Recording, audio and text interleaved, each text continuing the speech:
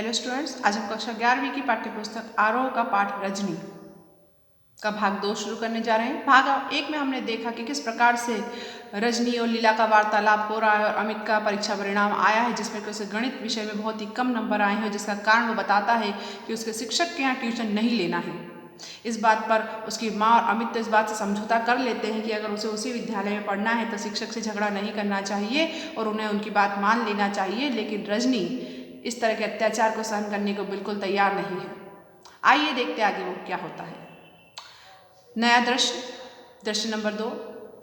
School के headmaster का कमरा है और बड़ी सी टेबल है। दीवार के सहारे रखी हुई कांच की अलमारी में बच्चों द्वारा जीते हुए कप और शील्ड सब कुछ जमे हुए हैं और दीवार पर कुछ नेताओं की तस्वीरें भी लगी हैं। एक बड़ा सा मैप लटका हुआ है और स्कूल के हेडमास्टर के कमरे का वातावरण बहुत अच्छे से तैयार किया गया है।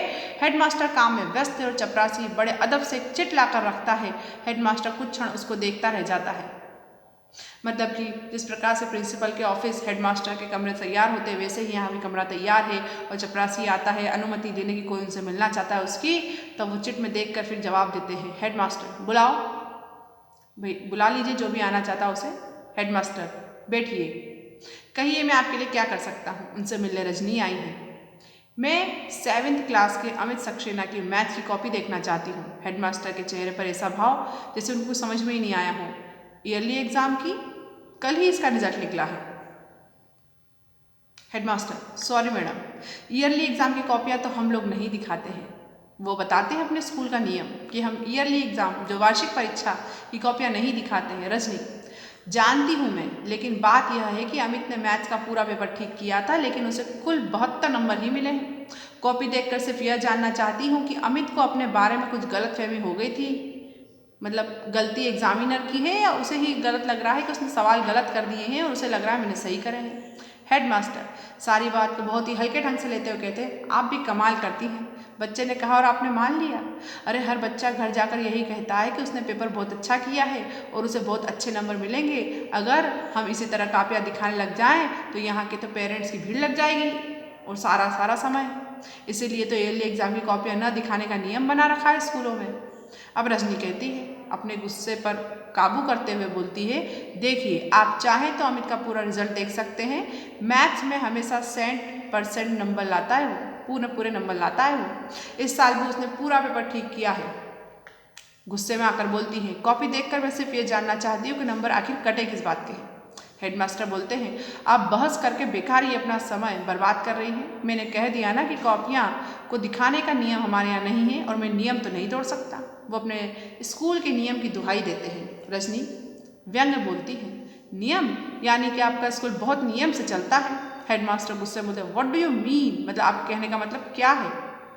Rajni I mean what I से, मतलब कि मेरे कहने का मतलब वही है जो मैं कह रही हूँ। नियम का जरा भी ख्याल होता तो इस तरह की हरकतें नहीं होती आपके स्कूल में। कोई बच्चा बहुत अच्छा है किसी विषय में भी उसे कोई मजबूर कर रहा है कि वह ट्यूशन ले, या कौन सा नियम है आपके स्कूल का, मतलब वो उनके स्कूल की सच्चाई उनके सामने रखती है। हेडमास्टर देखिए, ये टीचर्स और स्टूडेंट का अपना आपसी मामला है। वो पढ़ने जाते हैं और वो पढ़ाते हैं, इसमें न स्कूल आता है न ही स्कूल के नियम। इस बारे में हम क्या कर सकते हैं, मतलब ट्यूशन से वे अपना पल्ला झाड़ लेते हैं कि ट्यूशन से हमारा कोई लेना देना नहीं है। विद्यार्थियों की इच्छा है शिक्षक उनको अलग से पढ़ाएं तो वे अलग से पढ़ने जाते हैं उनसे। रजनी कुछ नहीं कर सकते आप तो मेहरबानी करके यह कुर्सी छोड़ दीजिए, क्योंकि यहाँ पर कुछ न कर सकने वाला आदमी चाहिए जो ट्यूशन के नाम पर चलने वाले धांधलियों को रोक सके, मासूम और बेगुनाहगार बच्चों को ऐसे टीचर्स के शिकंजे से बचा सके जो ट्यूशन न लेने पर बच्चों के नंबर काट लेते हैं और आपकी कापियाँ न दिखाने के नियम से उसके सारे गुनाह ढक जाते हैं। मतलब वो व्यंग कसती हुई हेडमास्टर को बड़ी लताड़ लगाती हैं, उन्हें डांटती है कि आपको कुर्सी छोड़ देना चाहिए, क्योंकि स्कूल का सबसे जिम्मेदार व्यक्ति प्रिंसिपल होता है, हेडमास्टर होता है, और उसी की जिम्मेदारी है कि किसी के बच्चे के भविष्य के साथ खिलवाड़ ना किया जाए। हेडमास्टर चीख कर बोलता, will you please get out this room, मतलब आप प्लीज़ यहाँ से जा सकते हैं, मेम साहब को बाहर ले जाइए, वो अपने चपरासी को बुलाकर कहता है। रजनी मुझे बाहर करने की ज़रूरत नहीं है, बाहर कीजिए उन सब टीचर्स को जिन्होंने आपकी नाक के नीचे ट्यूशन का एक घिनौना रैकेट चला रखा है। फिर वो व्यंग करती है, रैकेट मतलब कि शिकंजा, लोगों को फंसाना। तो वो ट्यूशन को इस तरह से शिकंजे का नाम इसलिए देती है क्योंकि यहाँ के टीचर्स जो शिक्षक हैं वो ट्यूशन नहीं करने वाले बच्चों के नंबर बेमतलब के काट रहे हैं। पर आप तो कुछ नहीं कर सकते, इसलिए अब मुझे ही कुछ करना होगा और मैं करूँगी, देखिएगा। तमतमाती हुई वहाँ से निकल जाती है और हेडमास्टर चपरासी पर गुस्सा करता है, जाने किस किस को अंदर आने देते हो तुम, अगली बार से पूछ कर भेजना, जान कर ही भेजना कि व्यक्ति अंदर आने लायक है या नहीं। चपरासी, मैंने तो आपको स्लिप ला कर दी थी साहब। हेडमास्टर साहब गुस्से हो जाता और उस चिट को ही फाड़ कर फेंक देते हैं। अब यहाँ पर दृश्य समाप्त हो गया है। अब नया दृश्य आता है। रजनी का फ्लैट। शाम का समय, घंटी बजती है। रजनी आकर दरवाजा खोलती है, पति का प्रवेश होता है। उसके हाथ से ब्रीफ केस को लेती है, मतलब सूटकेस जो उनके ऑफिस लेकर जाते हैं उनके पति वो। उनके पति जूते खोलते हैं। तुम आज दिन में कहीं बाहर गई थी क्या? रजनी बोलती, तुम्हें कैसे मालूम हुआ? पति बोलता है, फ़ोन किया था, एक फाइल रह गई थी, सोचा चपरासी को भेजकर मंगवा लूँ, पर कोई घर में हो तब तो ना। पति के चेहरे पर खींच भरा गुस्सा था, मतलब पति भी उनसे नाराज़ थे। उनका बहुत ज़रूरी काम होगा जो कि शायद रुक गया रजनी के घर में ना होने से। रजनी, तुम फाइल भूल गए, और जिसके बारे में मुझे पता भी नहीं, पर फिर भी उसके लिए मुझे घर बैठना चाहिए था, यह कौन सी बात है? पति, जरा शांत तो हो। अच्छा, कहाँ गई थी बताओ? रजनी एक स्कूल का नाम लेती है, बताती है कि मैं इस स्कूल में गई थी। पति, तुम क्या करने गई थी वहाँ पर? रजनी बोलती है, पहले चाय ले आओ फिर बताती हूँ। कैमरा रजनी के साथ साथ किचन में चला जाता है। गुनगुनाती हुई रजनी खाने को भी कुछ बना रही है, लगता है कुछ करके आएगी, उससे बहुत खुश है। दृश्य फिर बाहर के कमरे का आ जाता है। नाश्ते की प्लेट काफ़ी खाली हो चुकी थी, जिससे लगे कि रजनी सारी बात उन्हें बता चुकी थी। मतलब ये एक पटकथा का ही एक क्रिया रूप होता है कि जैसे घटना हमें चलती हुई प्रतीत हो, कहानी चल रही है ऐसा लगे। इसलिए दृश्य में हमें ये सारी चीज़ें विस्तार से बताई गई हैं कि नाश्ता बन रहा है, नाश्ता आया है, वो प्लेट खाली है, मतलब नाश्ता कर गए हैं, और नाश्ता करते करते ये सारी घटना उन्हें पति को बता दी है। रजनी बोलती बंद कर दी है मास्टर साहब की, जवाब देते नहीं बना तो चिल्लाने लग गए, पर मैं क्या उन्हें छोड़ने वाली हूँ इस बात को? पति, अच्छा, मास्टर लोग ट्यूशन करते हैं या धंधा करते हैं, पर तुम्हें अभी बैठे बैठा इससे क्या परेशानी हो गई? तुम्हारा बेटा तो अभी पढ़ने नहीं जा रहा है ना? उसके पति इस बात से पल्ला झाड़ने की कोशिश करते हैं कि हमें इस समस्या से क्या करना। रजनी और गुस्सा होती है, यानी कि मेरा बेटा जाए तभी आवाज़ उठानी चाहिए, अमित के लिए नहीं उठानी चाहिए, और जो इतने इतने बच्चे उसके शिकार हो रहे हैं उनके लिए नहीं उठानी चाहिए, सब कुछ जानते हुए भी ये सब नहीं करना चाहिए क्या? पति, ठेका लिया है तुमने सारी दुनिया का। मतलब वो पति उससे परेशान है, उसकी महिला हमेशा सामाजिक मुद्दों पर अपने विचार व्यक्त करती है, उसमें उलझी रहती है, इससे उनके पति परेशान है, इसलिए वो अपनी खिंच को यहाँ बताते हैं। और रजनी, देखो तुम फिर गुस्सा दिला रहे हो रवि, गलती करने वाला तो ही गुनहगार होता है, पर उसे बर्दाश्त करने वाला भी कम गुनहगार नहीं होता है। जैसे लीलाबेन और कांति भाई हजारों माँ बाप, लेकिन सबसे बड़ा गुनहगार तो वह है जो चारों तरफ अन्याय अत्याचार की तरह तरह की धांधलियों को देखकर भी चुपचाप बैठा रहे, जैसे कि हम, जैसे तुम। क्यों? हमें क्या करना है? हमने कोई ठेका ले रखा है दुनिया का? वो गुस्से में फिर चिढ़ता है, माय फुट, तुम जैसे लोगों के कारण ही तो इस देश में कुछ नहीं हो सकता। वो अपने पति से और गुस्सा होती कि तुम कुछ करते क्यों नहीं हो, सब जानने के बाद भी इतना शांत कैसे रह सकते हो? इस बात से अपने पति से गुस्सा है। उसके पति बेतहात भाव से दोनों हाथों से माथा थापते हुए बोलते हैं, चढ़ा दिया सूली पर। मतलब वो परेशान है अपनी पत्नी की इन नए नए तरीके की समाज सेवाओं से। दृश्य समाप्त हो जाता है। अब फिर नया दृश्य आता है। डायरेक्टर ऑफ एजुकेशन के ऑफिस के बाहर के कक्ष में, कमरे के बाहर उसके नाम और पद की तख्ती लगी हुई है, साथ ही मिलने का समय भी लिखा हुआ है। एक स्टूल पर चपरासी बैठा हुआ है और सामने की बेंच पर रजनी और 3-4 लोग बैठे हुए हैं और बस प्रतीक्षा कर रहे हैं उनसे मिलने के लिए। रजनी के चेहरे से बेचैनी टपक रही है और बार बार घड़ी देखती है। मिलने का समय समाप्त होता जा रहा है, मतलब अगर वो समाप्त हो गया तो उन्हें कल फिर से आना पड़ेगा, आज वो नहीं मिल पाएंगी। रजनी चपरासी से, कितनी देर और बैठना होगा? चपरासी बोलता है, हम क्या बोलेगा, जब साहब घंटी मारेगा बुलाएगा तभी तो ले जाएंगे आपको, साहब बहुत बिजी रहता है अंदर। रजनी अपने ये मन में गुड़गुड़ाती हुई गुनगुनाती हुई बोलती है, यह तो लोगों से मिलने का समय है ना, जाने किस में बिजी रहकर बैठे रह जाते हैं। चपरासी दूसरी तरफ देखने लग जाता है। अभी जो कैमरा है पटकथा का हमारा, ये ऑफिस के अंदर चला जाता है और अंदर क्या दिखाते हैं कि जो साहब है एजुकेशन के ऑफिसर हैं, वो मेज पर पेपर वेट को घुमा रहे हैं, फिर घड़ी को देखते हैं, फिर घुमाते हैं, फिर घड़ी को देखते हैं। बाहर एक आदमी आता है, अपने नाम की स्लिप के नीचे 5 रुपये का नोट रख कर देता है और चपरासी का कंधा थपथपाता है और चपरासी हंसकर अंदर जाता है, लौटकर उस आदमी को तुरंत अपने साथ ले जाता है। रजनी के चेहरे पर तनाव है, घूर कर चपरासी को देखती है। थोड़ी देर में आदमी बाहर निकलता है, रजनी उठकर दंदनाती हुई अंदर चली जाती है। चपरासी, अरे अरे किधर को जाती हो, अभी घंटी बजा क्या? वो रोकता है कि नहीं, घंटी बजने पर ही आपको अंदर जाना है, लेकिन वो व्यक्ति 5 रुपये का नोट देकर बिना घंटी बजे ही अंदर चला गया। रजनी, घंटी तो मिलने का समय खत्म होने तक बजेगी भी नहीं। दरवाजे को धकेलती हुई अंदर जाती है और चपरासी बोलता, अरे कैसी औरत है, सुनतीश नहीं। वहाँ बैठे 2-3 लोग हंसने लग जाते हैं। अब उसके निर्देशक के कमरे के अंदर का दृश्य हम देखेंगे। जो निर्देशक की कुर्सी की पीठ से टिककर सिगरेट को पी रहे हैं, रजनी को देखकर बड़ा आश्चर्य करते हैं। आपको स्लिप भेजकर भीतर आना चाहिए ना। रजनी बोलती है मुस्कुराकर, स्लिप तो घंटे भर से उसके चपरासी की जेब में पड़ी है और शायद 2-4 दिन चक्कर लगाने तक पड़ी रहती। निर्देशक, क्या कह रही हैं आप? रजनी, तो क्या आप सीधी सीधी साफ सी बात भी मुझे ही समझानी पड़ेगी आपको? खैर अभी छोड़िए इस बात को, इस समय में आपके पास किसी दूसरे ही काम से आई हूँ।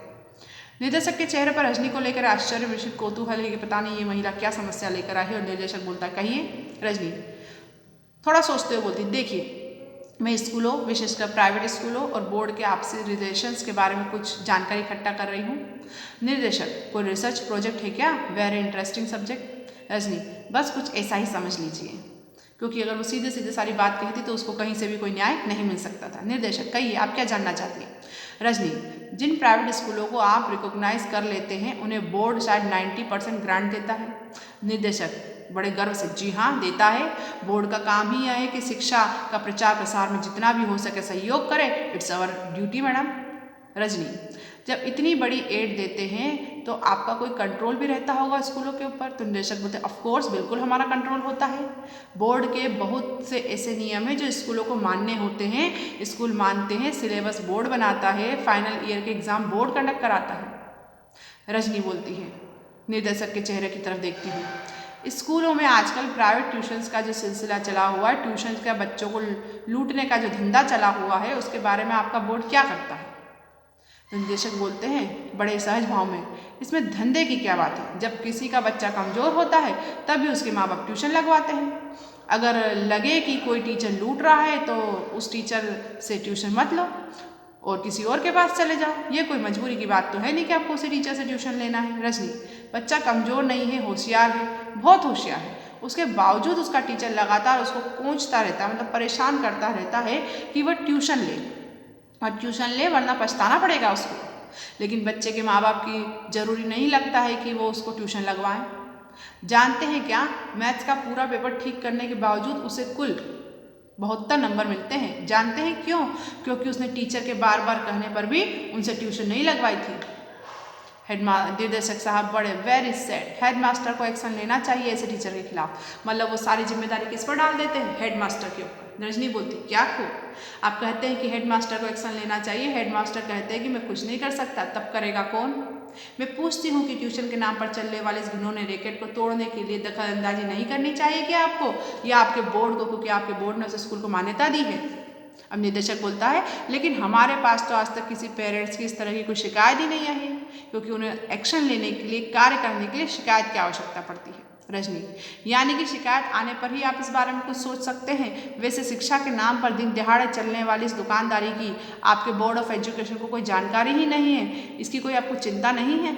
मतलब ये तो उनकी नैतिक जिम्मेदारी है ना कि ये सारी जानकारी वे स्वयं रखें। निर्देशक बोलता है, कैसी बात करती हैं आप?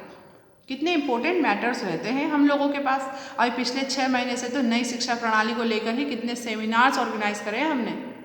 मतलब उनके पास इस विषय से गंभीर विषय और है, वो ये बताते हैं।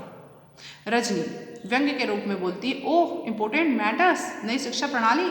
अरे पहले इस शिक्षा प्रणाली के छेदों को तो रोकिए, वरना बच्चों के भविष्य के साथ साथ आपकी नई शिक्षा प्रणाली भी छनकर गड्ढे में चली जाएगी। मतलब वो व्यंग करती है कि आपको नई शिक्षा प्रणाली से पहले पुरानी शिक्षा प्रणाली को सही करने की आवश्यकता है। निर्देशक गुस्से में बोलता है, आप ही पहली महिला हैं और हो सकता है कि आखिरी भी हो जो इस तरह की शिकायत लेकर आई हैं। रजनी बोलती, ठीक है तो फिर आपके पास शिकायत का ढेर ही लगवा कर रहूँगी मैं। वो फिर बोलती कि मैं आपको शिकायतें दिलवा दूँगी बहुत सारी। झटके से उठकर बाहर चली जाती है। निर्देशक देखता रह जाता है, फिर कंधे उचका देता है। फिर अब मोन्टाज में कुछ दृश्य दिखाए जाते हैं। रजनी फ़ोन कर रही है, मेज पर कुछ पत्र रखे हुए हैं और रजनी एक रजिस्टर में उनके नाम पते उतार रही है। मतलब वो कहीं से भी लोगों को इकट्ठा कर रही है इस बात के लिए, जागरूक करने के लिए। और साथ में 1-2 महिलाएं और भी है। फिर एक के बाद एक 3-4 घरों में माँ बाप से मिल रही है, उन्हें समझा रही है। साथ में लीला बहन और 3-4 महिलाएं और भी है जो इस तरह का एक जागरूकता अभियान चला रही है। ये दृश्य यहीं पे समाप्त होता है। नया दृश्य आता है, किसी अखबार का दफ्तर है, कमरे में संपादक बैठे हैं और साथ में 3 से 4 स्त्रियां और साथ में रजनी भी है। संपादक: आपने तो इसे बाकायदा एक आंदोलन का रूप दे दिया है, बहुत अच्छा किया। इसके बिना यहाँ चीज़ें बदलती तो नहीं है। शिक्षा के क्षेत्र में फैली इस दुकानदारी को तो बंद करना ही पड़ेगा। रजनी एक जोश में आकर बोलती, आप भी महसूस करते हैं ना ऐसा?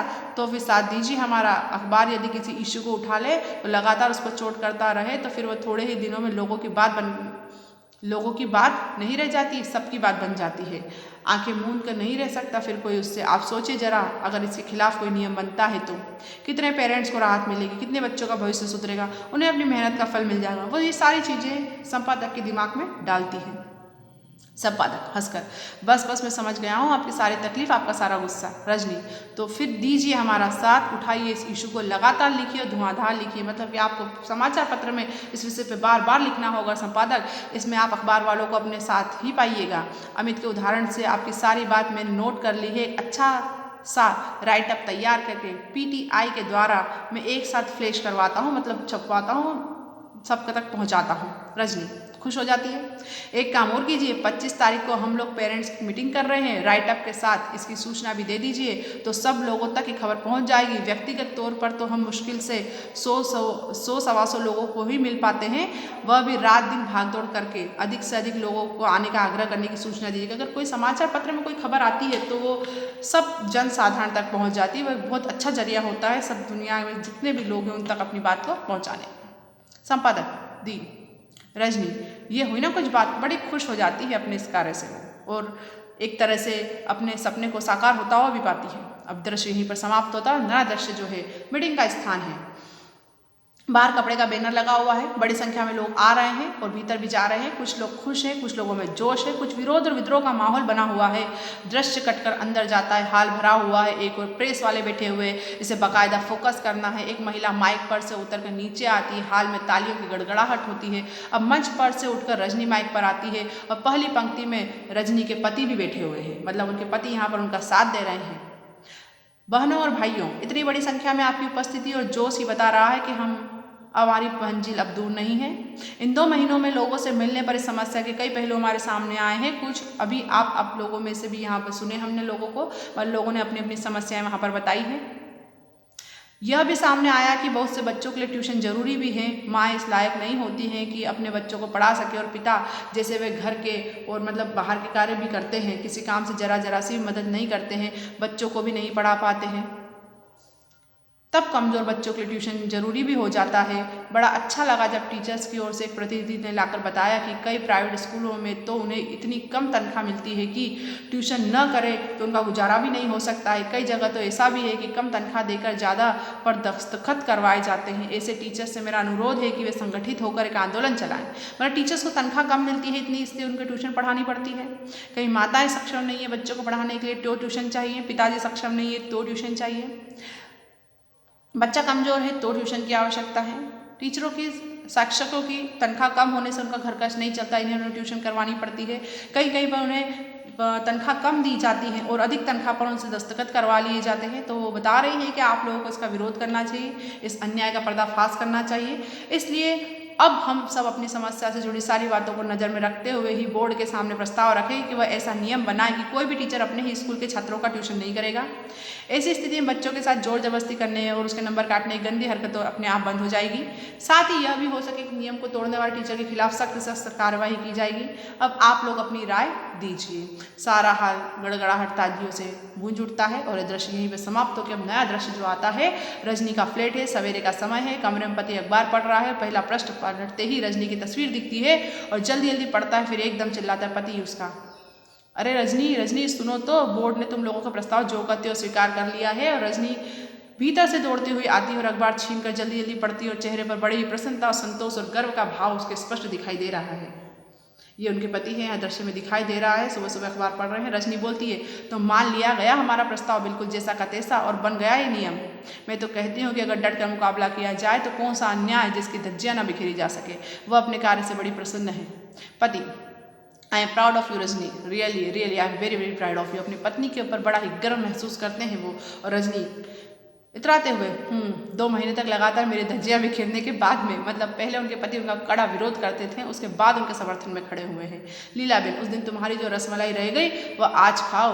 वो रजनी को रसमलाई खिलाती है और कांति भाई और सबके हिस्से की भी रसमलाई वो बोलती कि तुम ही खा जाओ। वो इतनी प्रसन्न है रजनी के कार्य से और अमित दौड़कर अपने हाथ से उसको रसमलाई खिलाने जाता है, पर रजनी उसे अमित के मुँह में ही डाल देती है और सब हंसते हुए हंसी के साथ साथ धीरे धीरे दृश्य समाप्त हो जाता है।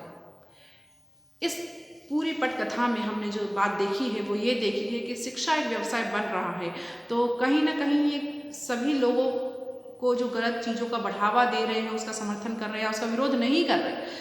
समर्थन करना और विरोध नहीं करना, तो विरोध नहीं करना भी एक तरह से समर्थन करना ही होता है। तो हमें हमारे आसपास समाज में जो भी बुराइयां हैं उनका हमेशा विरोध करना चाहिए, उसके लिए खड़े होना चाहिए और हमेशा एकजुट होकर। ऐसा नहीं कि हमारी समस्या नहीं है तो हम क्यों बोले।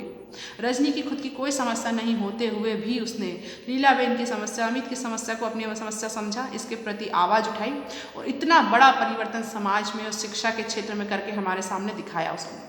तो इस प्रकार से हमने शिक्षा ली है कि रजनी की तरह ही हमें भी सशक्त होना चाहिए और समाज में होने वाली समस्या और बुराइयों का हमेशा विरोध करना चाहिए और डटकर उसके खिलाफ खड़े होना चाहिए, जिससे कि उसकी सुनवाई हो सके। और दूसरी बात ये सीखी कि अगर डटकर किसी चीज़ का मुकाबला किया जाए तो कभी उसकी हार नहीं होती है, हम अपनी मंजिल को और अपने इरादों में हमेशा मुकम्मल होते ही हैं। आशा है ये पूरी पटकथा आपने बहुत ही अच्छे ढंग से सुनी है, समझी है और इसका दृश्य न होते हुए भी आपने इसको महसूस किया होगा कि किस तरह से ये पूरी पटकथा आपकी आंखों के सामने चल रही है। धन्यवाद।